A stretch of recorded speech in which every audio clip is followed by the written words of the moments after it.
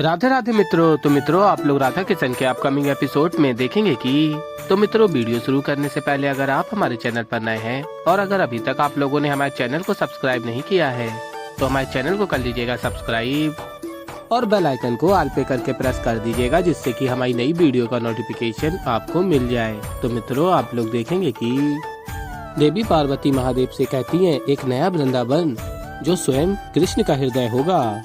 महादेव इसका क्या अभिप्राय है? और फिर महादेव बताते हैं श्री कृष्ण का ये नया वृंदावन वैकुंठ के समान ही निर्मल होगा। आराध्य की इस घोषणा में संपूर्ण मानव जाति के लिए एक महत्वपूर्ण सीख छिपी है, परंतु उसे प्रत्यक्ष रूप से देखने के लिए हमें भोर तक प्रतीक्षा करनी होगी। और फिर आगे आप लोग देखेंगे कि इंद्रदेव कहते हैं अन्य देवताओं से मेरा हृदय कह रहा है कि मैं आप सबसे विनती करूं कि आप सब इसी क्षण भूलोक की इस लंबी रात्रि का अंत कर पुनः एक भोर का आरंभ करें, जिससे हम सभी को वृंदावन के नवीन स्वरूप देखने को मिले। और कहते हैं इंद्रदेव सत्य कहूँ तो मुझसे अब और प्रतीक्षा नहीं हो रही।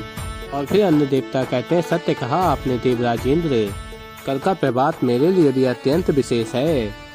मैं वृंदावन की पहली भोर को लाने का सौभाग्य जो मिलेगा मुझे। और फिर आगे आप लोग देखेंगे देवता कहते हैं इंद्रदेव से ये क्या? श्री कृष्ण की घोषणा के पश्चात हमें लगा था कि आज का प्रभात वृंदावन का नया स्वरूप उजागर करेगा, परंतु वृंदावन तो ठीक वैसा ही है, ऐसा पहले था। और फिर इंद्रदेव कहते हैं हाँ सूर्यदेव, श्री कृष्ण की ये लीला तो मेरी भी समझ से परे है। कदाचित महादेव को ज्ञात होगा, हमें उन्हीं से विमर्श करना चाहिए। और फिर सभी देवता जाते हैं महादेव के समक्ष और प्रणाम करते हैं महादेव और देवी पार्वती को। और फिर देवी पार्वती कहती हैं कल्याण हो, और कहती हैं आप सब जिस प्रश्न के उत्तर के लिए यहाँ आए हैं मैं भी महादेव से वही प्रश्न पूछ रही हूँ। और फिर महादेव कहते हैं मेरे आराध्य ने इतनी बड़ी घोषणा कर दी और आप सब चाहते हैं कि मैं उनकी योजना यूं ही बता दूं। और कहते हैं आगे महादेव थोड़ी प्रतीक्षा कीजिए, आराध्य का ये नया वृंदावन कुछ ही समय में आप सबके नेत्रों के समक्ष होगा। और फिर मित्रों, आप लोग आगे देखेंगे कि राधा कृष्ण से कहती हैं सज्ज हो। और फिर कृष्ण कहते हैं मेरे प्रिय वृंदावन वासियों, आप सभी ने मेरे निवेदन को स्वीकार कर मेरा मान और अधिक बढ़ाया है। अब समय आ गया है कि इस नई सीख के साथ वृंदावन में पुनः प्रवेश करने का। और कहते हैं कृष्ण आगे मेरे प्रिय वृंदावन वासियों, मेरे वृंदावन में आप सभी का सहज स्वागत है। और फिर मित्रों, आप लोग आगे देखेंगे कि राधा कृष्ण अपने नए वृंदावन में एक साथ पैर रखकर प्रवेश करते हैं और फिर तभी पूरा वृंदावन ही बदल जाता है। और तभी सभी देखते हैं और यशोदा मैया कहती हैं सुख और शांति तो सदैव से ही हमारे वृंदावन में व्याप्त थी, परंतु आज पहली बार ये धरती प्रेम से सराबोर प्रतीत हो रही है। और फिर नंद जी कहते हैं आज हमारा वृंदावन बड़ा ही विशेष प्रतीत हो रहा है, प्रेम के अतिरिक्त और कोई भाव अनुभव ही नहीं हो रहा। और फिर यशोदा मैया कहती हैं हाँ आर्य।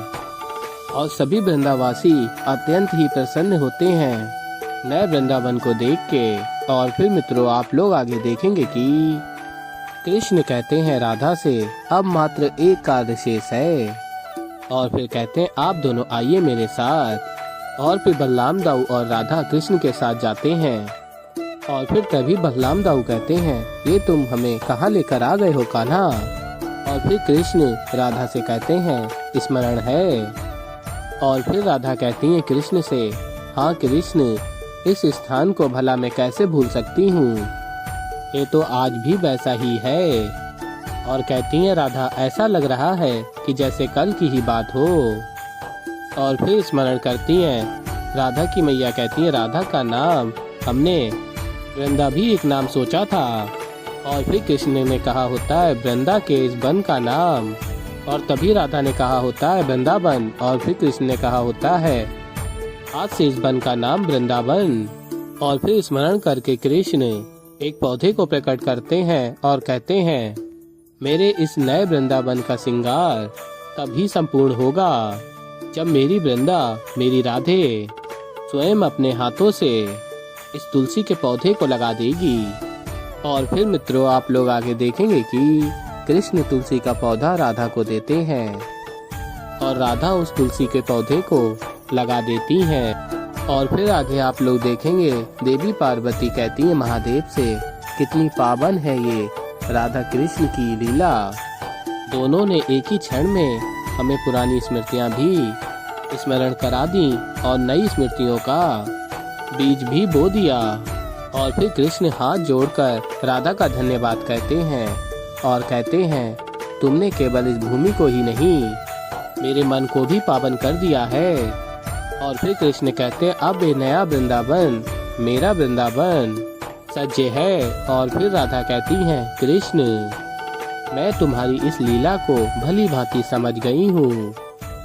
और कहती हैं, तुमने सत्य ही कहा था कि वृंदावन तुम्हारा हृदय बन चुका है और तुम्हारे हृदय में तो केवल प्रेम ही प्रेम है। और फिर मित्रों आप लोग आगे देखेंगे कि बलराम दाऊ कहते हैं, कान्हा एक ही रात्रि में तुम संपूर्ण वृंदावन में इतना परिवर्तन कैसे लेकर आ गए। और फिर कृष्ण कहते हैं, मैंने कोई परिवर्तन नहीं लाया। और बताते हैं, मेरे मन में केवल एक भाव है सभी वृंदावन वासियों के लिए और वो भाव है प्रेम। और यही भाव, इसका आभास मैंने सबको करा दिया। और बताते हैं, ये स्थान मेरे लिए अत्यंत विशेष है। क्रोध, द्वेष, प्रतिशोध इन सभी भावों से कोसों दूर है। और बताते हैं आगे श्री कृष्ण, यहाँ यदि वास है तो केवल प्रेम का वास है। और इसीलिए अब कृष्ण का हृदय भी यहीं वास करेगा। जो भी यहाँ आएगा, जब भी यहाँ आएगा, उसे प्रेम की अनुभूति होगी। और फिर राधा कहती हैं, यदि ऐसा है तो इस अवसर पर मैं एक घोषणा करती हूँ कि ये वृंदावन आज कृष्ण का हृदय बन चुका है। इसलिए ये स्थान ब्रह्मांड का सबसे सुंदर स्थान होगा। और फिर तभी ये सुनकर ब्रह्मदेव अपने नेत्र खोल देते हैं और अत्यंत क्रोध में आ जाते हैं। और फिर मित्रों आप लोग आगे देखेंगे कि देवी पार्वती कहती हैं, सत्य कहा तुमने राधा, श्री कृष्ण के हृदय से पवित्र इस ब्रह्मांड में और कुछ भी नहीं। और फिर महादेव कहते हैं, मेरे आराध्य की इस नए वृंदावन की सुंदरता, पावनता और पवित्रता का इस संसार में कोई जोड़ नहीं है। मेरे आराध्य का ये वृंदावन युगों युगों तक इस संसार का सबसे सुंदर स्थान कहलाएगा। और अन्य देवता भी कहते हैं, धन्य है श्री कृष्ण। और ब्रह्मदेव को अत्यंत क्रोध आ रहा होता है और कहते हैं आगे, इंद्रदेव और उनकी अनोखी लीला, हम सब अत्यंत सौभाग्यशाली हैं जो हमें इस नए वृंदावन के अभिन्न स्वरूप के दर्शन प्राप्त करने का अवसर प्राप्त हुआ। और फिर सूर्यदेव कहते हैं, सत्य कहा आपने इंद्रदेव, ऐसा प्रतीत होता है कि जैसे श्री कृष्ण ने भूलोक में वैकुंठ की स्थापना कर दी हो। और फिर मित्रों आप लोग आगे देखेंगे कि ब्रह्मदेव कहते हैं, इस समस्त ब्रह्मांड की संरचना पृथ्वी लोक से लेकर स्वर्ग लोक तक मैंने स्वयं की है। यहाँ तक कि उन लोकों में बसने वाले चल अचल जीव, पर्वत, सागर, नदी, पेड़, पौधे सब कुछ मैंने बनाया है। किंतु ये देवगण कह रहे हैं कि कृष्ण का वृंदावन इस ब्रह्मांड का सबसे सुंदर स्थान है। वो वृंदावन जिसे कृष्ण ने मात्र एक रात्रि में बनाया है, उसे ये सब अबोध मेरी उत्कर्ष रचनाओं से कृष्ण समझ रहे हैं। ये मुझे कदापि स्वीकार नहीं है। और फिर आगे ब्रह्मदेव कहते हैं, मुझे इन सब का भ्रम तोड़ना ही होगा। मुझे ये सिद्ध करना होगा कि कृष्ण का वृंदावन इस ब्रह्मांड का सबसे सुंदर रचना नहीं है। और ब्रह्मदेव अत्यंत क्रोध में होते हैं। तो ऐसे ही मित्रों आगे और भी बहुत कुछ देखेंगे।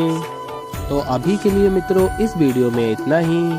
तो मित्रों अगर आप लोगों को हमारी वीडियो पसंद आई हो तो वीडियो को कर दीजिएगा लाइक। और अगर अभी तक आप लोगों ने हमारे चैनल को सब्सक्राइब नहीं किया है तो हमारे चैनल को कर लीजिएगा सब्सक्राइब और बेल आइकन को ऑल पे करके प्रेस कर दीजिएगा, जिससे कि हमारी नई वीडियो का नोटिफिकेशन आपको मिल जाए। तो मित्रों मैं मिलता हूँ जल्दी आप लोगों को एक नई वीडियो के साथ। तो तब तक के लिए राधे राधे।